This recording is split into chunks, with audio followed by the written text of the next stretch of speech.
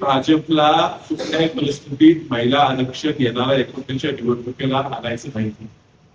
2023 साली महिला विधेयक मंजूर होऊन त्या ठिकाणी पडलं होतं. 2023 पासून 17 एप्रिल 2026 पर्यंत, सप्टेंबर 23 ते एप्रिल 26 पर्यंत त्यांनी त्याचा अध्यादेश नोटिफिकेशन जे काढायचं असते. एखादं बिल मंजूर झालेलं 23 ला बिल मंजूर झालेलं बिलाचं अध्यादेश सुद्धा नोटिफिकेशन सुद्धा त्यांनी एप्रिल 17 रात्री उशिरापर्यंत काढलं नव्हतं, पाठीपर्यंत काढलं नव्हतं.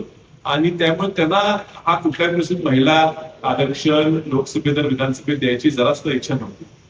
ते स्वतःच त्यांनी ड्राफ्ट केलेलं जे बिल होतं, जे विधेयक होतं, ते 23 ला मंजूर झालं. त्यात त्यांनीच स्वतः टाकून घेतलेलं की हे महिला आरक्षण लागू करायच्या अगोदर जनगणना झाली पाहिजे, त्यानंतर परिसीमन झालं पाहिजे, म्हणजे डिलिमिटेशन झालं पाहिजे, मग येणार त्यानंतरच्या निवडणुकीत ते लागू. यांना जर खरोखर महिला आरक्षण लागू 29च्या निवडणुकीत करायचं होतं तर त्यांनी आतापर्यंत जनगणना संपवून डिलिमिटेशन करून हा मुद्दा मार्गी लावला असता.